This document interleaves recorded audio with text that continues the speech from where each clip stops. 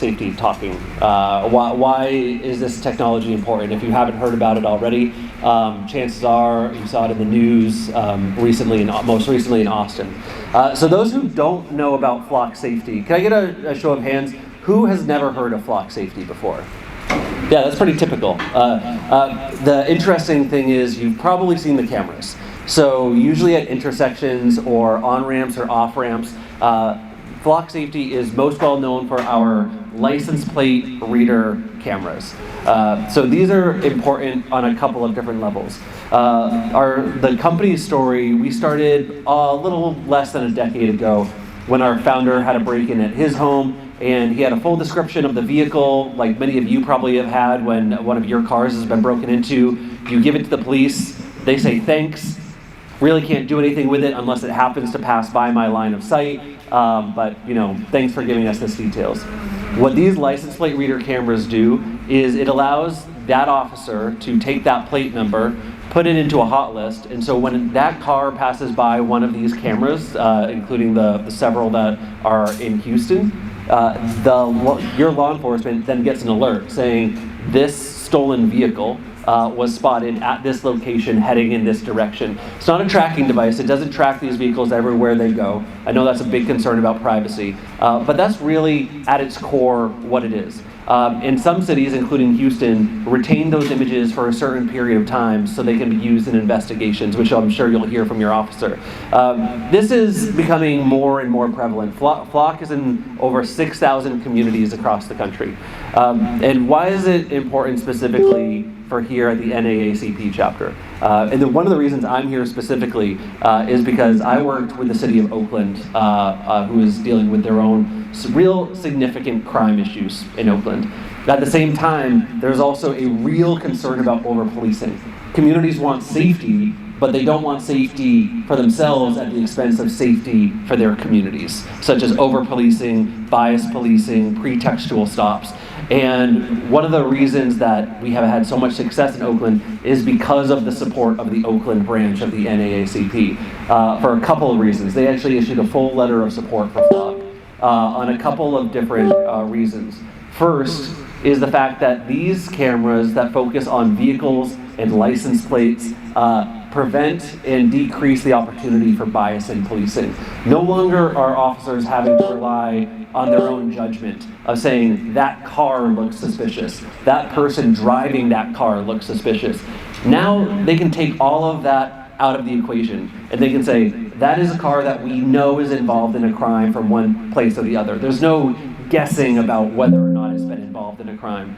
And so we've seen communities like Oakland, we've had the Vallejo NAACP, the Richmond, California NAACP, all basically come to flock and say, we want cameras in our communities because we want safety just like any other community wants safety. And these cameras are a way of giving us safety and giving the police the tools they need to do to bring us safety without over-policing our neighborhoods, without potentially increasing the bias of policing in our neighborhoods.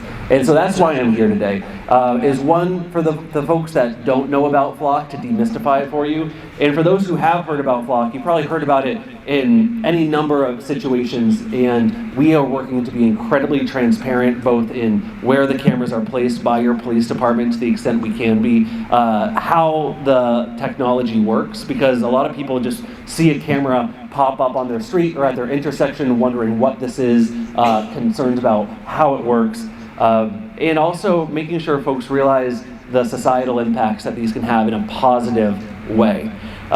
So going back a couple steps, it's also important to note that with these cameras, they are used, and going back again to what the Oakland branch of the NAACP endorses for, is one, obviously the bias in policing. Two, Alameda County, where Oakland is based, is the third highest hotspot in the country for human trafficking. 60% of the people that are human trafficked in Alameda County, primarily Oakland, are Black. This is something that is a huge issue for the Oakland branch in particular. I haven't looked into the stats specifically in Houston, but the fact that they are actually pushing this at the state branch as well, this technology, because of the impact it has on the Black community. So in addition to this, we're also fully endorsed by the National Center for Missing and Exploited Children. NCMEC, as it's known, is also known for being the organization that runs the nation's Amber Alert program. NCMEC specifically cites Flock in license plate reader cameras for finding well over 100 missing kids, which I know the branches of the NAACP chapter know. If you're a white blonde child, you're much more likely to get an Amber Alert. But with Flock, yet another way to make sure that children across every community get the respect and the attention they deserve and brought home to their families. And so NCMEC has endorsed us, and we now, as of just a few months ago, Mothers Against Drunk Driving has also fully endorsed Flock as well. Most people that commit a hit and run are inebriated, and for the most part, if you get hit by a car, you're not looking at the license plate. And this is where the other aspect of Flock comes in handy. So say you're at this intersection, you get hit by a red pickup truck, and you go to Officer Lee and you say, listen, I didn't get the license plate, so I don't think this is going to be helpful, but I know it was a red pickup truck. Flock's technology actually allows your officers to search for a red Ford pickup truck. And you can say, well, it had a roof rack on it. You can actually put that into the system, and your officers can then look at the cameras in this general vicinity around the general time frame that the incident happened, and you can specifically look for red Ford pickup truck with a roof rack. And why is that important?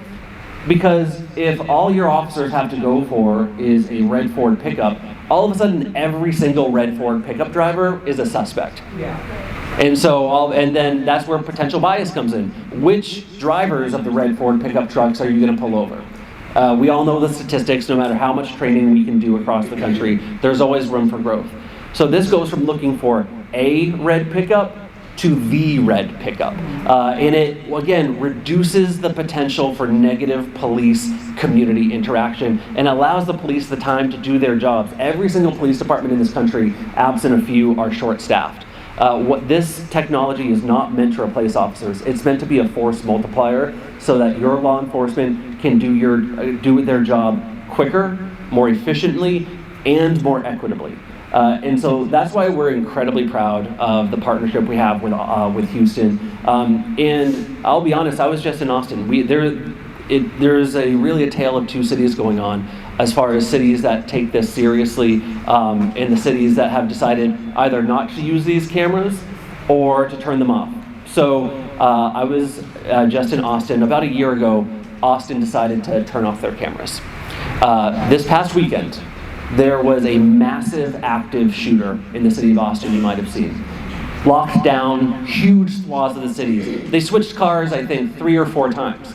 And 200 officers, canines, everything. They could not find where these shooters were going around the city. They were shooting up fire trucks, fire stations. It was a really dangerous situation.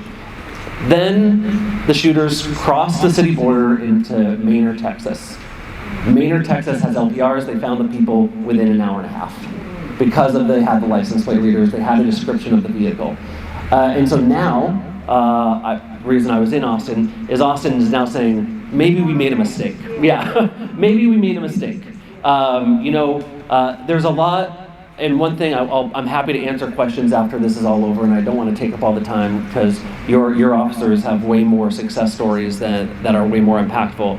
But one thing I want to make sure, especially being someone who works at a public safety technology company, is really note there are real concerns about the balance of public safety and privacy. And we don't disregard those at all. There are real concerns, and those conversations need to be had from city to city, community to community. And the really great thing about Flock is that it's customizable. You can have as many cameras as you want, and they can retain that information for as little time as you want. Most people keep it just for 30 days, because that gives your officers enough time to use it for investigation. Some cities use it longer. But we don't dismiss those concerns. In fact, Flock was actually built to address those concerns. That's why we have permanent audit trails. It's why we have proactive auditing. We have transparency portals and transparency features that allow your law enforcement to show you how they're using them, where they're using them, who they decide to share with. Like, do you only share with neighboring jurisdictions, or do you share more broadly, or not at all? We have designed Flock to be an incredibly transparent and accountable system, because with any public safety technology, there are understandable concerns about privacy, and that's one of the reasons that we are always in the community, talking with the agencies we partner with, and talking with the communities that are impacted. So I'll stop there. Really grateful for this opportunity to chat with you all, and absolutely around to answer any questions if we have a Q&A session after that. Yes, sir. This is for tracking. Why keep the data for 30 days? And so it's important to note it's not for tracking. So the courts across the country have regularly found that these cameras don't violate the Fourth Amendment. You don't need a warrant for these, because these are taking images primarily of license plates on public roads in public areas. So they're not facing any private areas. So there's two main uses for this that you touch on. One is in the moment. So like you have an active shooter in Austin, you want to find that person right away. The fact is, a lot of crimes aren't reported for days or even weeks after. And that's where communities have that conversation of how long do we want to retain this data? Most sexual crimes, sexual assaults, are not reported for a week, 2 weeks, maybe even more than that after. And so, you know, if you have someone who was forced into a vehicle, sexually assaulted, that person goes to the police and says, this happened to me in this vehicle in this area. If you aren't retaining that data, and like let's say you get rid of it after 24 hours, you can no longer use the cameras as an investigatory tool in addition to a responsive tool. And again, we have like Los Angeles retains their data for 5 years, which is probably the longest in the country. Most cities retain theirs only for 30 days, because that's how they balance privacy and public safety. They want to be able to utilize the tool for those sorts of investigations. Or say you go on vacation, you want to go on a cruise for 2 weeks, you don't realize until you got back that your house was robbed. And if these cameras aren't retaining that data for say that 30 days, then they can't be useful to helping identify what vehicles went by your house during that particular point in time.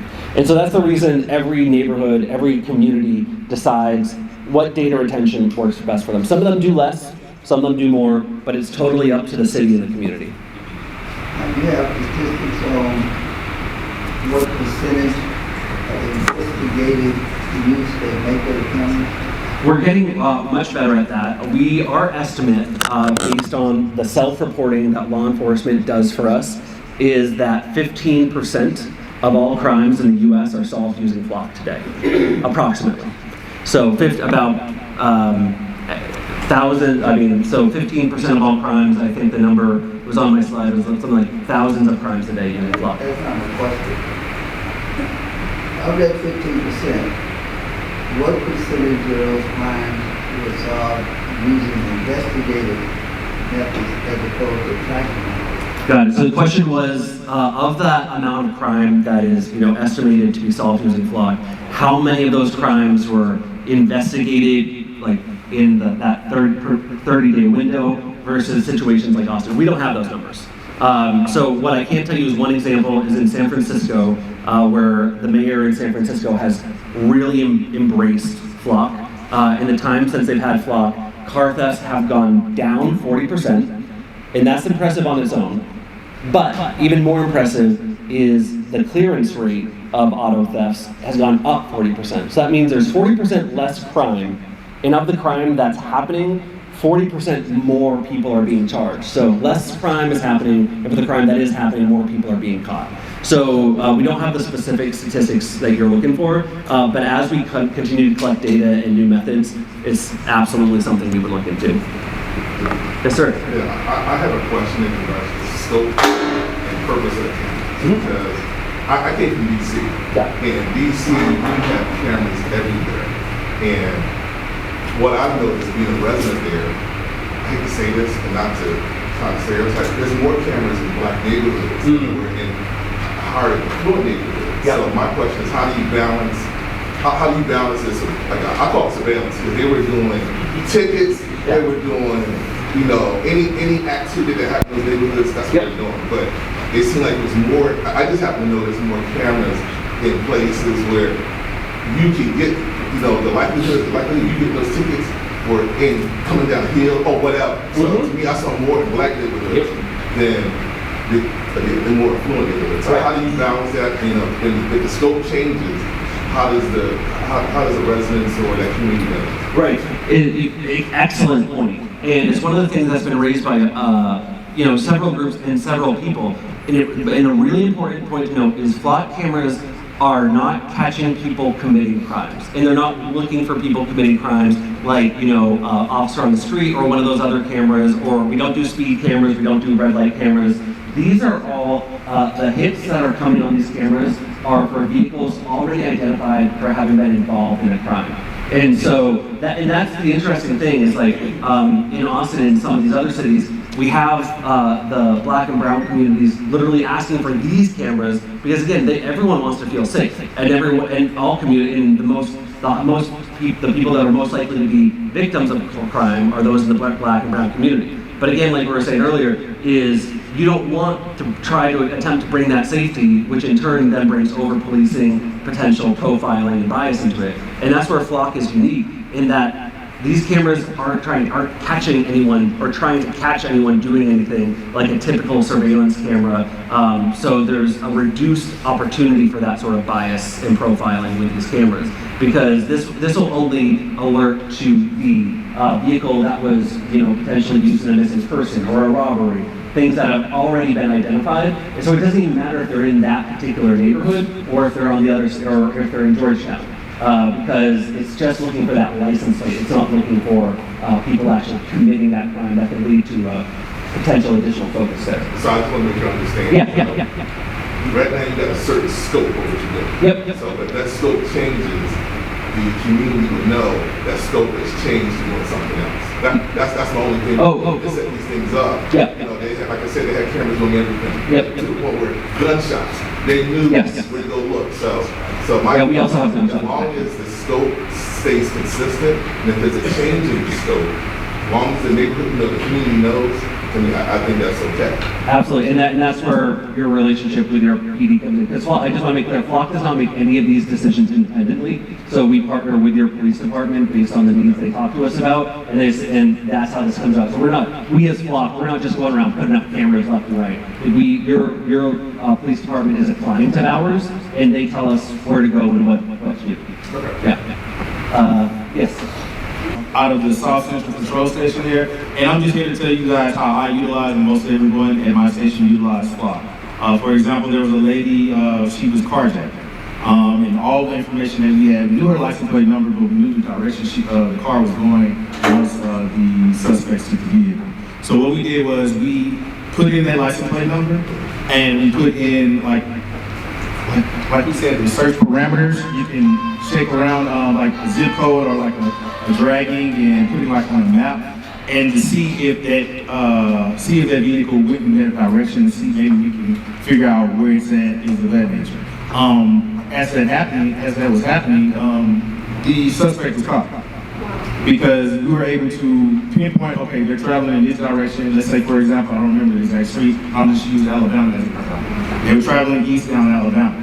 So, okay, there's flock cameras somewhere down Alabama, so I don't know exactly where all the flock cameras are, but once we do like a drag of the map, we can pinpoint, okay, it's hitting at license plate, it's hitting at this area, or just hit at that intersection. And that's how we're able to actually get the suspect if they're still traveling in that area. Or we may know, like, hey, they're right in that area, so we can just be on the lookout for it. I had another lady, she was also carjacked, but her vehicle ended up way in Sugar. We knew that it wasn't hitting on none of the cameras that we set up on the map in this area, but we saw it on I think it was going towards like on the interstate somewhere. So it was headed that way, like down 59 going south. So that's one way of us utilizing it, so we can actually figure out and tell Sugar Land Police Department, hey, be on the lookout for this vehicle because it's headed in your direction.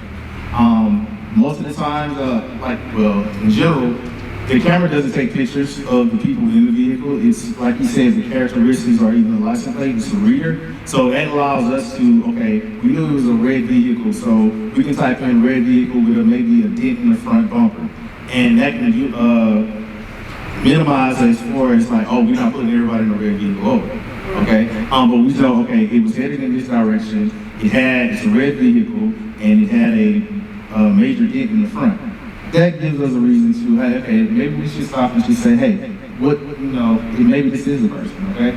Sometimes, like you said, the license plate reader helps us out as far as, it doesn't give us information on the vehicle, it just tells us the license plate number and direction it's traveling. So it doesn't tell us like, oh, this person here, insurance is bad, or this person here, this car is stolen. Unless we know that it's stolen because the person who owned the vehicle just reported it to us.